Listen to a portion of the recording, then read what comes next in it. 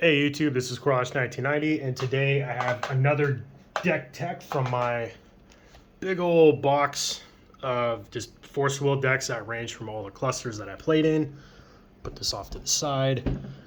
And this particular deck wasn't one that I was really interested in playing, nor like really was like out to get.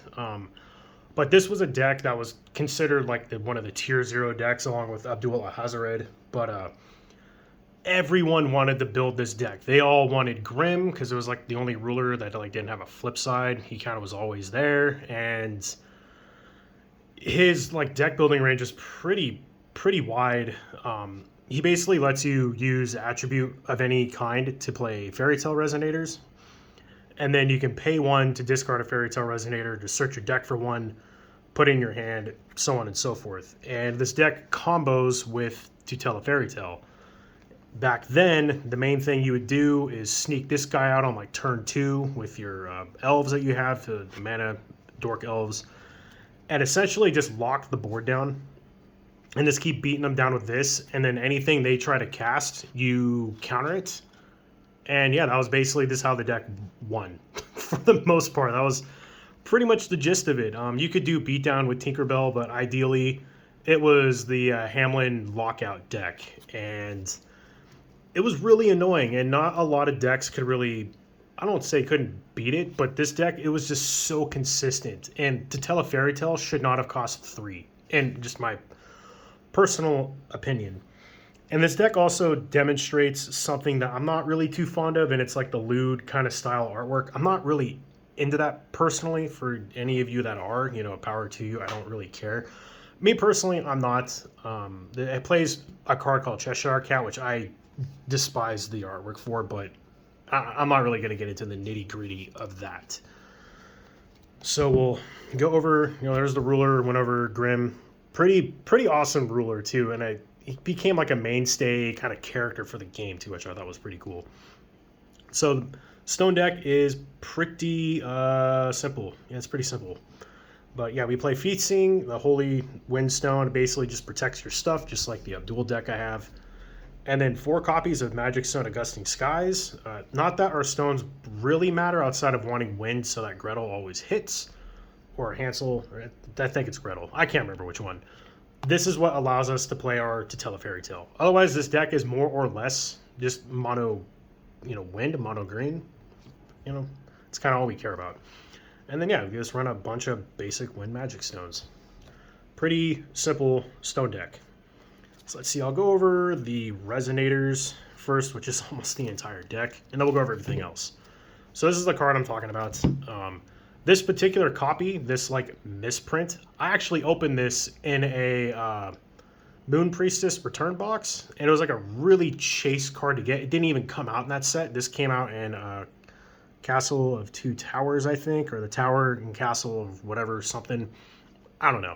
These are like full art promo versions, and this is like an ultra promo version. It was like really sought after misprint chase card. I don't really know how misprint it is, but I don't know. The artwork for this kind of bothers me. But this card is amazing. Being a 1 cost, 0 attack, 200 health, it can't be targeted by anything, and when it comes into play, you draw 2 cards, and then put a card from your hand on the top of your deck. And when it dies, it shuffles back in. This is just like a repeating cantrip card. This card was insane. This was like the best. I think this was the best, most sought after card in the game at the first like block. Probably more so than him, but he was pretty high up there. I remember Bahamut being really key, Abdul, and then Helsing as well. This card was insane though. Every deck I built, I tested blue first, just purely for this. I didn't think the other blue cards in the game were all that prevalent. But this one was so good that decks really did splash just water or blue purely for that card alone. And this card was everywhere. Damn near every deck back in the day ran 4 of these, and it was so annoying. And Grimm could honestly get away with just running 1 and then searching for it every game. So you'll always have your Cheshire Cats pretty much on curve too. It was really irritating. Really good card though. Not that I said really like 4 or 5 times right there. But the next card we play 4 copies of is Tinkerbell the Spirit. It's a fairy tale that gets 200 for each fairy tale you control, including itself. Yeah, it was just a good This is like the good mid-rangey beatdown resonator. Go to like resonator for the deck. Every deck played those. I don't think I saw a single Grimm deck that did not run Tinkerbell back in the day. Gretel is also a fairy tale, and this is the one where you reveal the top card of your stone deck, and if it is a wind magic stone, put it into play. This is the only one that it doesn't hit, but every deck ran that too back in the day. That was green, along with running this and the elf dude, the mana dork guy. So you're running wind, you're playing Gretel. This one, I put 4 copies of Hansel in here. This card, back in the day, people wanted to make work, but ultimately it was just too slow. It was way too costed for its power and defense for what it really did. But I liked it, so I just kept it in here, though there were more controlling options than this card, especially a lot of like sideboard cards, like a King in New Clothes was a really popular card back then.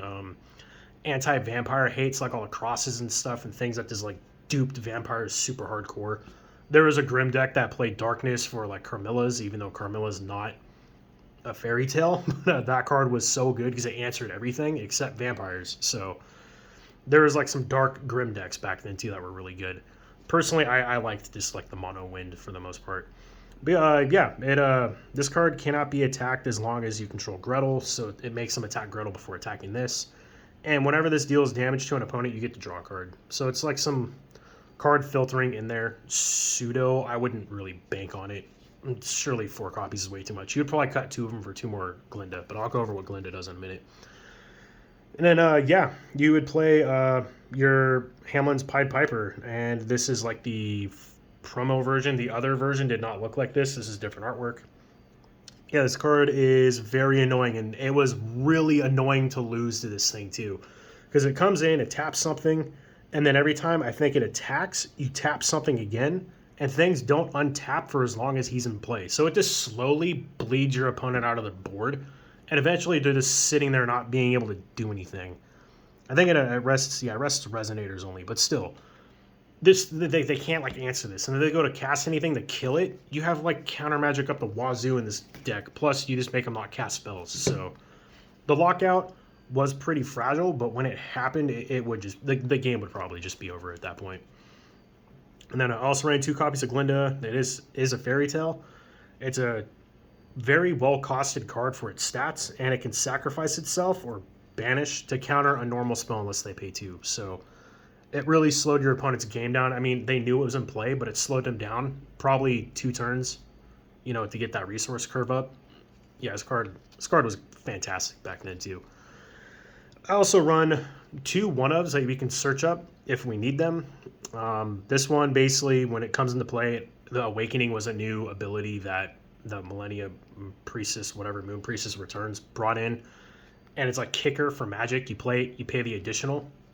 And this one would tap X resonators, and they can't untap as long as this card's on the field. So it's like a one-time use of Hamelin, and then whenever it deals damage to an opponent, they discard a card. So if you're playing against like a rush deck, you can search into this and then just tap their board down and then keep it tapped down and then hope they're not playing a bunch of thunders and stuff. And then Rapunzel, the long-haired princess. This would make your Hamelin's Piper, I think, it gains flying, essentially. That was the only reason why I pretty much put it in here. And you can choose to keep it tapped and not untap it to continually give that buff. It was 200 flying. But it was like a way for this deck to combat the Mephistopheles stuff by boosting him up high enough to kill Mephistopheles. And plus Mephistopheles' flying's hard attack. Really good against this deck, by the way. So any kind of way to like pseudo answer that was pretty good. And then 4 copies of the Elvish Priest. This is like your mana dork dude. All that good stuff. Next, for the rest of the deck, is all of our like chants, our non-resonator stuff. 2 copies of Law of Silence. This card was nuts, and again, it was in every deck that played Wind. Essentially, 2 costs, your opponent can't cast spells. So do it on their turn. If they can't counter it, it just like time walks your opponent. Very good. And then again, to tell a fairy tale. Yeah, you search your deck for a fairy tale resonator, reveal it, put it in your hand, and if your ruler is Grimm, you can put it into play instead, and it triggers the enter abilities. Yeah, the 3 cost, get a 5 cost for free. Really, really good, just for having Grimm as your dude. This is what made the deck really function the way it did. It's kind of what made it almost oppressive feeling. You just had to play around this card. You had to know this is going to get cast, and you had to recognize the turns in which they're going to cast it and keep all your counter magic, and hopefully you can out counter their counter magic while trying to resolve this. And again, every win deck played honestly 4 copies of both of these. This counters like resonators, and it can protect your stuff from being targeted. This countered non-resonators, and it drew you a card if you have Hansel, which we do have Hansel in here, oddly enough. But this card was played even without Hansel. Like, being able to counter a non-resonator spell was really good. And this just like does like a whole wall of text. It can shuffle your graveyard back into your deck. It gives something 200, which was used sometimes in conjunction with like Rapunzel and some other stuff to like overpower some bigger, resonators. But again, Mephistopheles was like the bane of this deck. Mephistopheles was already out before you started doing your thing. It was probably not looking too great for you. And then yeah, just more control. Like, I think this deck can play out like a control deck, but mainly it's like a mid-range build with all of these like on-curve resonators and just flooding the board out early, and then waiting for the right turn to tell a fairy tale when you have enough control in your hand. But yeah, that is this Grimm deck. This is the deck I had for quite some time. It was while I had locals anyway. I didn't really play this deck a whole lot. People that didn't have Grimm that I was playing against, I would let them use this so I could test against it, because there were, I would say out of like the meta that I was around, I would say half of them were on Grimm. It was a lot. It was a lot of Grimm and a lot of Alucard, and I was basically like the only Abdul player for a while. I also had a Joan of Arc deck that I don't own anymore. I might try to rebuild it. But it was like a self-sacrifice Joan of Arc draw a bunch of cards deck, and that was great too. But it didn't really compete with this and the next ruler that I'm going to go over, which was one that I kind of like broke our local meta with once Regalia became a thing, and that's Bahamut. Yeah, he'll be the next deck I go over, and I'll kind of explain that Regalia deck too, though I don't have the Regalia version made. But yeah, here is this like old school nostalgic, I wouldn't say like tier 0 deck. This is like a very casual version of Grimm, but it was still a pretty good, pretty prominent, prevalent ruler back then. And I'll have a deck list and stuff down in the description. I've been trying to do that in all of my videos going forward, even though I'm like lazy and I hate typing stuff out on my phone. But yeah, make sure to like, comment, subscribe.